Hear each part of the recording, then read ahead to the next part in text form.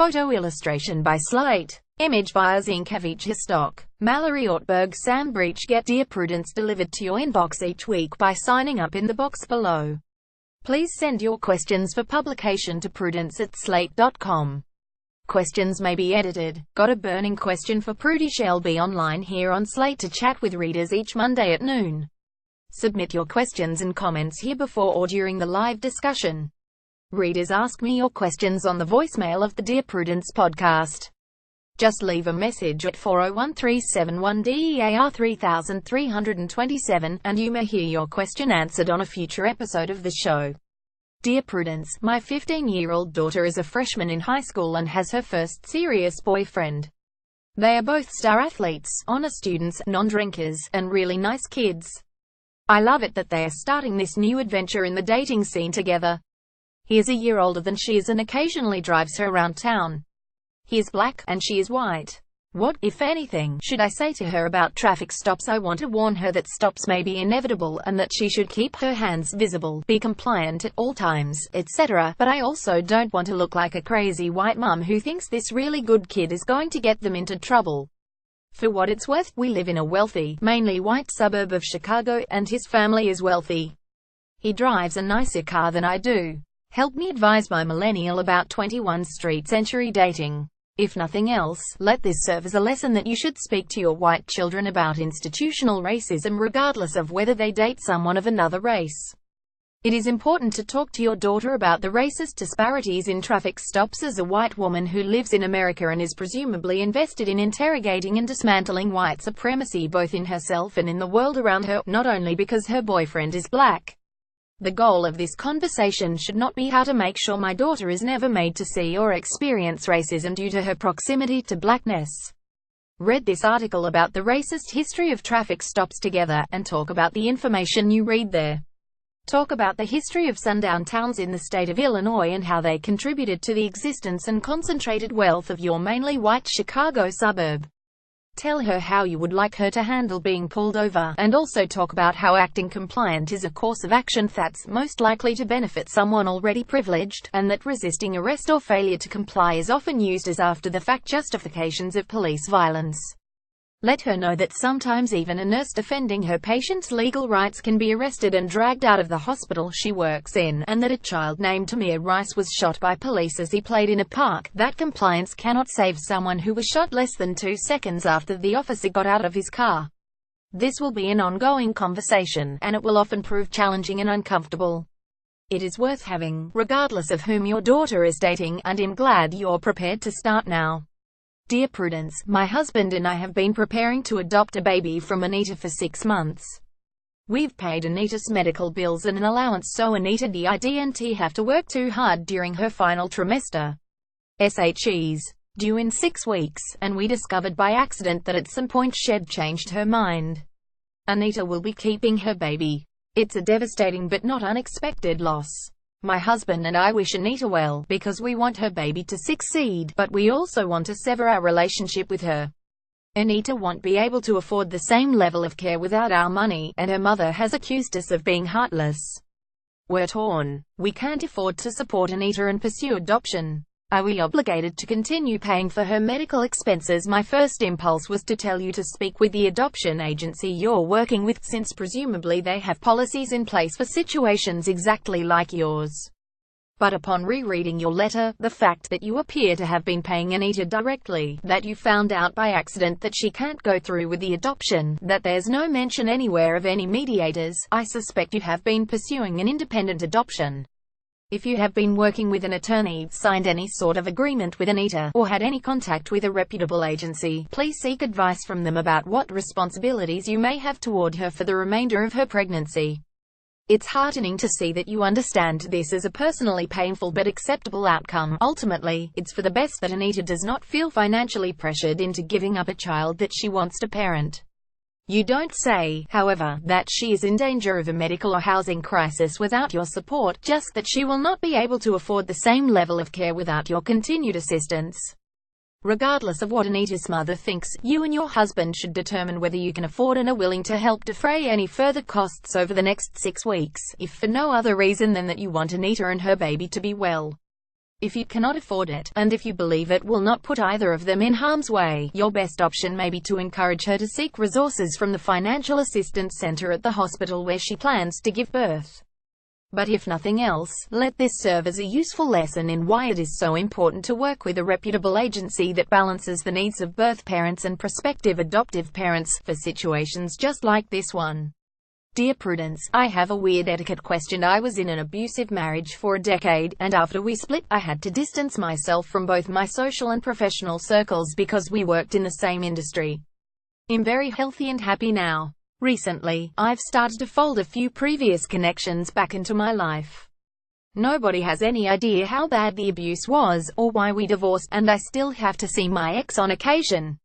My question is, how do I address my divorce circumstances politely, without burdening my new connections with a heavy dose of emotional content? No polite way to say this. If your goal is simply to communicate that you two aren't on friendly terms, you can say something like, "We went through a difficult divorce, and it's better for the two of us not to socialize."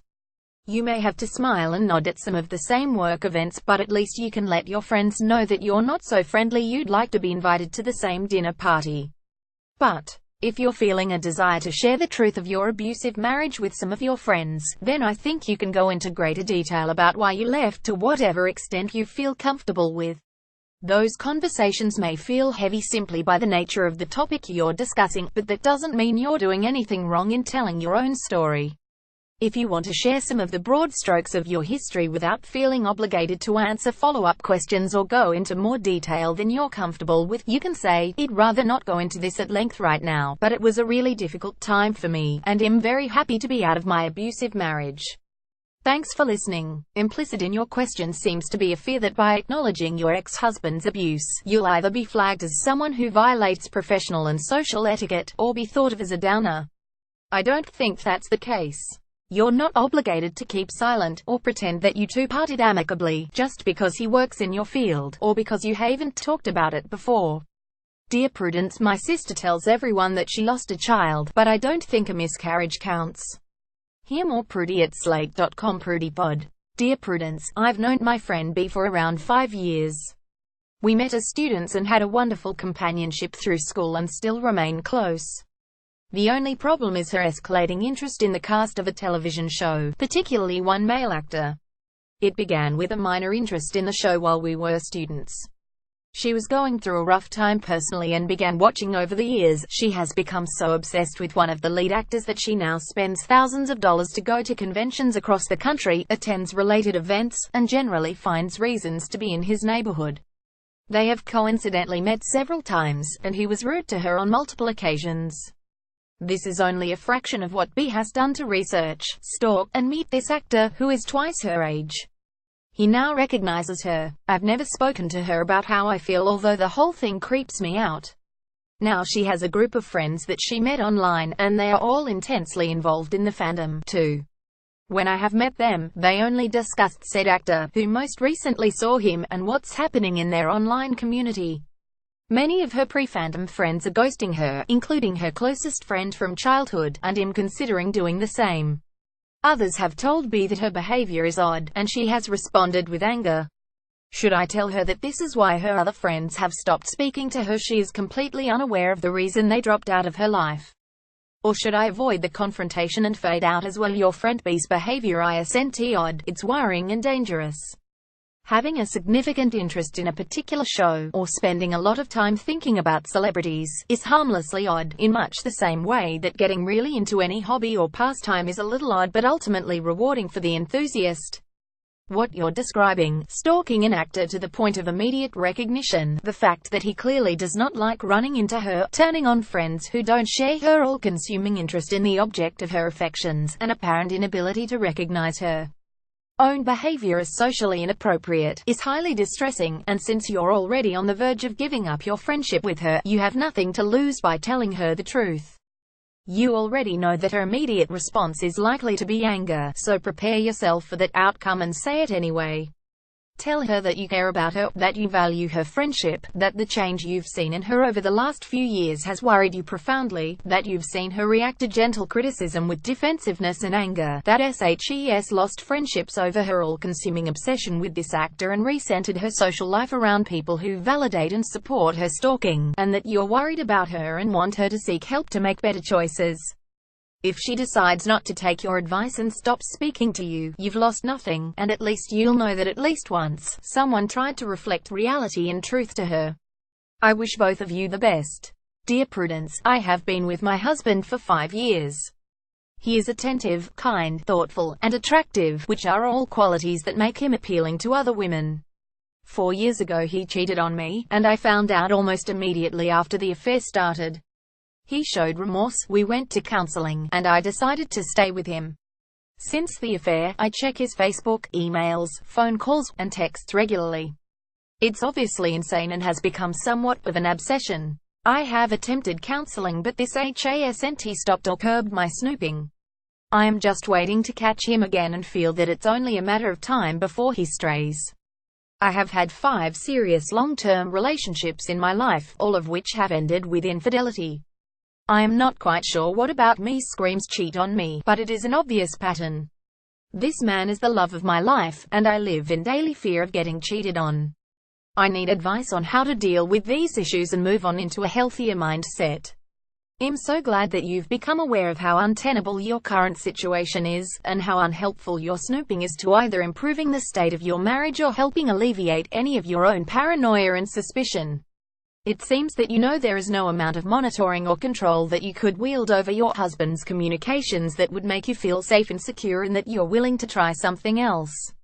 You say that you have attempted counseling but that your behavior hasn't changed, which suggests that your attempt was both short-lived and half-hearted. I encourage you to try again and dive deeply into the process this time, and to find a counselor who specializes in helping patients break unwanted habits and intrusive thoughts.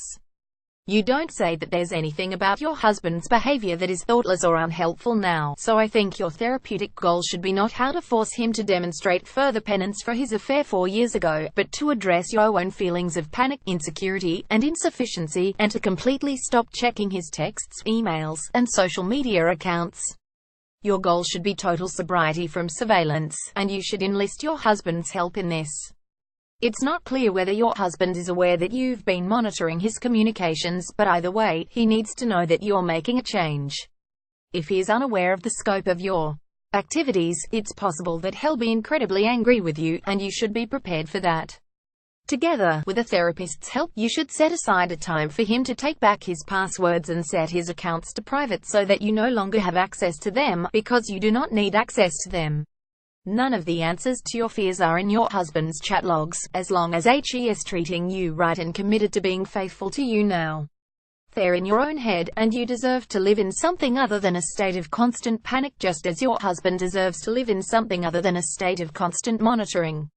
Dear Prudence, I'm a casual Spanish speaker. I can understand a good bit of what I hear and read, but have more difficulty speaking it. My mum, bless her, thinks I'm fluent.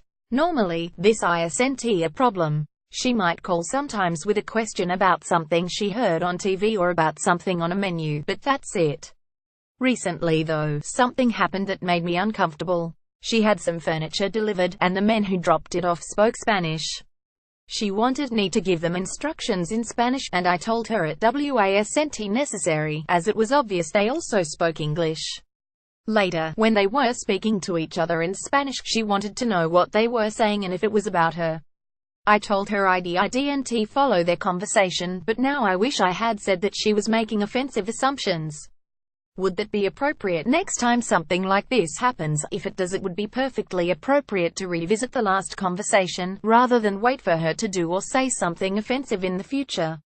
You can say, "Mum, I felt uncomfortable the last time you asked me to translate for you because it was clear that the delivery men spoke both Spanish and English.